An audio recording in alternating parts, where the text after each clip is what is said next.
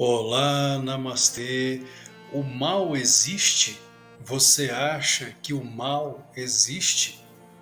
E quando me refiro aqui ao mal, não estou me referindo apenas às coisas erradas, aquilo que no yoga compreendemos como adármico, as atitudes adármicas fora da lei, como furtar, assaltar, corromper, matar, etc. Porque quem furta, quem assalta, quem mata, obviamente está agindo no mal, está movido pelo mal.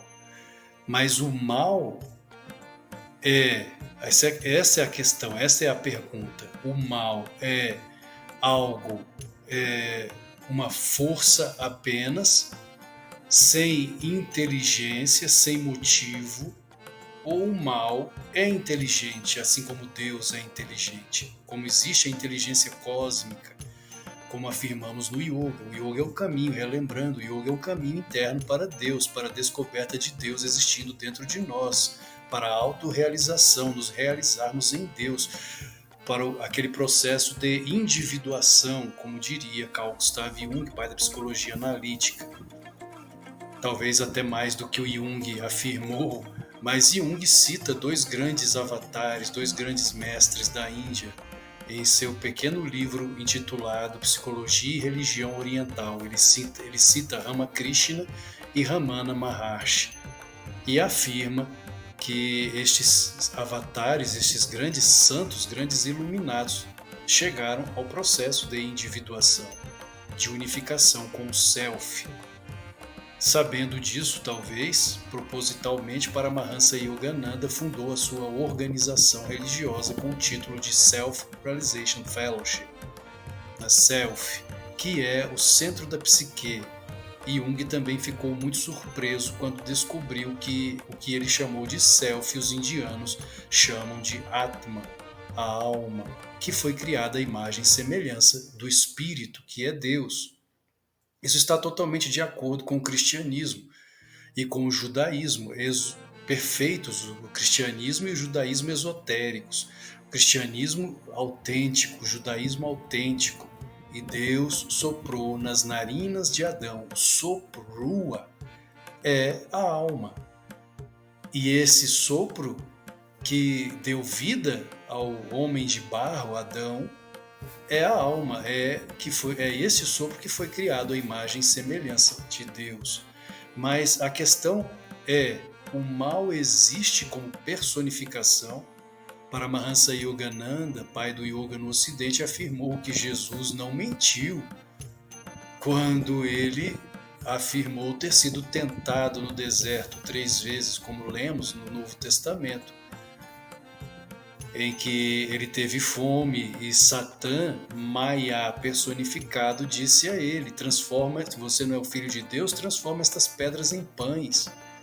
As 3 tentações no deserto, a tentação no Horto das Oliveiras, foi o que? A força personificada de Maya, Maya personificado, inteligente, tentando persuadir Jesus a deixar o caminho de Deus. E claro que se Maya ou Satã, Maya personificado como Satã, fez isso é porque sabia que havia um lado humano em Jesus. E que Jesus, se caísse nessa tentação, ele perderia a consciência crística, ele deixaria de ser um Cristo. Seria aquilo que no yoga chamamos de um yogi caído, como foi o caso, por exemplo, de Hitler, um yogi caído.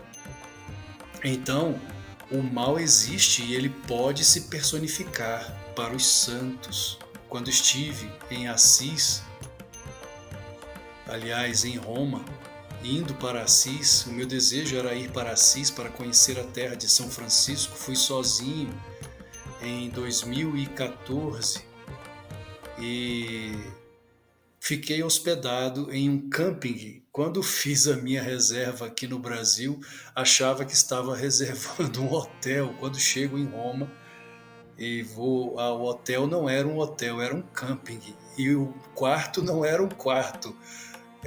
Acabei descobrindo que era um chalé em um camping. E o meu desejo, então, não era nem visitar Roma propriamente, mas visitar a terra de São Francisco de Assis, já que sou autor do livro Francisco Grandiogue de Assis. Passeei em Roma e havia planejado acordar cedo para pegar o trem do Termini Station, a central de trens de Roma, para depois trocar de trem em Foligno e então seguir para Assis, e desejava fazer isso cedo, bem cedo, para chegar ainda antes do dia escurecer, visitar Assis, caminhar pelas ruas de Assis e voltar antes do dia escurecer. Mas eu não conseguia acordar cedo. Os dias foram passando, já conhecia Roma, já havia visitado o Vaticano, já havia andado por muitos lugares em Roma.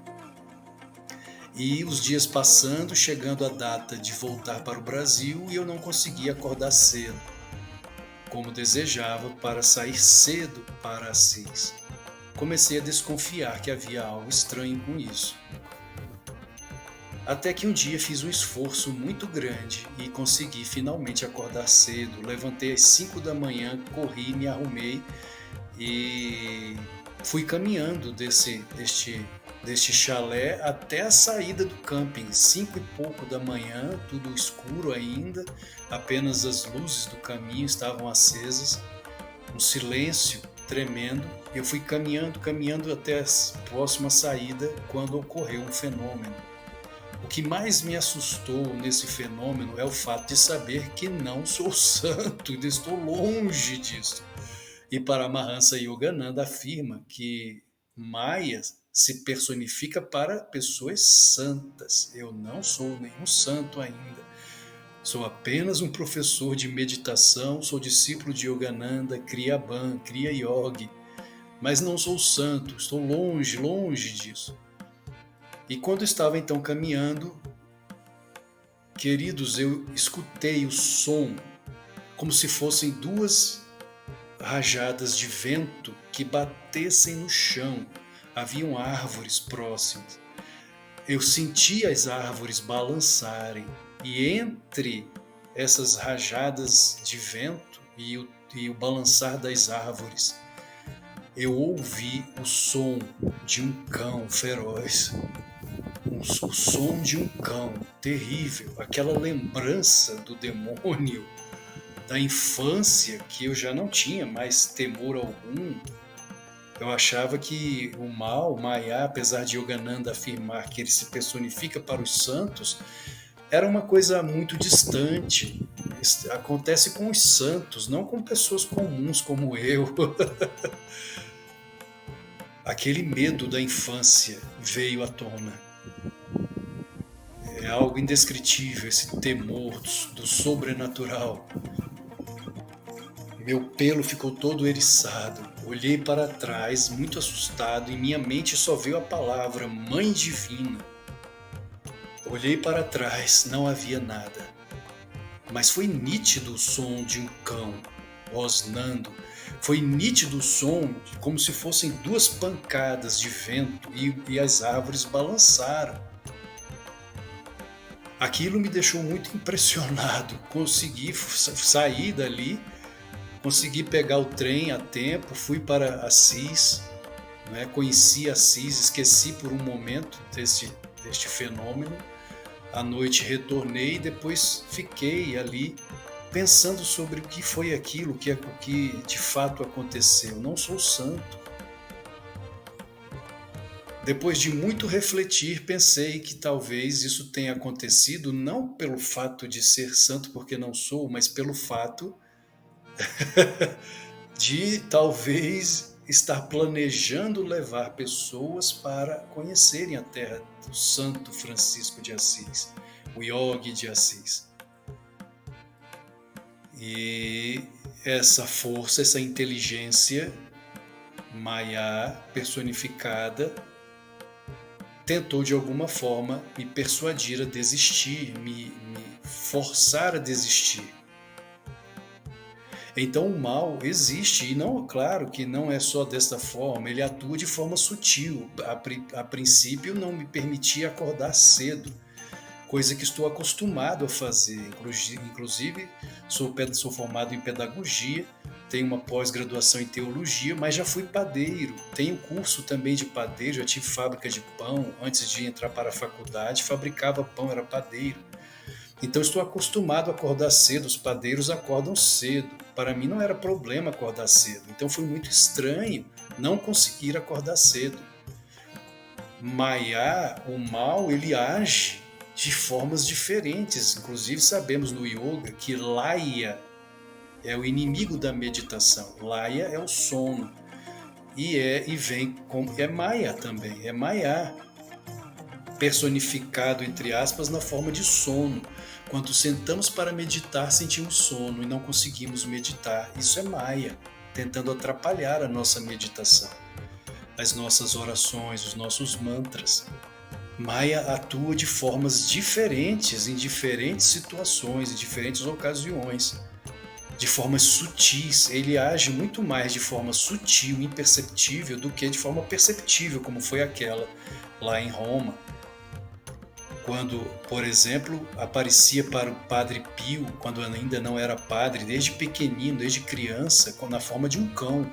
Para o Padre Pio, que ainda não era padre, era criança, Satã aparecia na forma de um cão que o atacava fisicamente. Até depois de adulto, Padre Pio foi um grande santo, inclusive um ser onisciente. Yogananda esteve com ele, o irmão Anandamoy, brother Anandamoy, discípulo direto de Yogananda, visitou o Padre Pio e afirma que Yogananda também o visitou. E da mesma forma como Yogananda foi recebido por Teresa Neumann, mística católica estigmatizada como homem de Deus vindo da Índia, o Padre Pio também chamou Yogananda de homem de Deus. Abra um caminho para o homem de Deus passar. Palavras do Padre Pio quando recebeu Yogananda. O Padre Pio era atacado por Satã. Jesus foi tentado no deserto. O Senhor Buda também foi atacado por Mara, Maya personificado. Krishna lutou contra Kali, a serpente de várias cabeças. E assim por diante, os santos são atacados. Mas percebi que as pessoas comuns, como eu, quando tem algum propósito divino de falar a respeito de São Francisco de Assis como um yogi, também pode ser atacado. Então o mal existe, ele nos influencia para agirmos de forma errada neste mundo, dentro de Adharma. Lembremos as palavras do Senhor Krishna: sempre que o mal prevalece, ou seja, os vícios, a Dharma prevalece e a virtude declina, o Dharma, eu me encarno como avatar, era após era, para a proteção dos justos e a destruição do mal sobre a terra. Então o mal existe. Assim, porque vivemos em um mundo de dualidade. Quente, frio, saúde, doença, vida e morte, alegria, tristeza, bem e mal. Faz parte deste mundo de dukkha, de sofrimento, de dualidade. É óbvio que o mal e o bem também não existem em Deus, porque Ele é aquilo que é indefinível. A única coisa que pode ser dita a respeito de Deus é que Ele é Sat Chit Ananda, ser consciente de ser e bem-aventurado, consciente de sua bem-aventurança. Nada mais pode ser dito a respeito do Senhor, a respeito de Deus, do absoluto. Mas neste reino de dualidade, bem e mal existem. Namastê.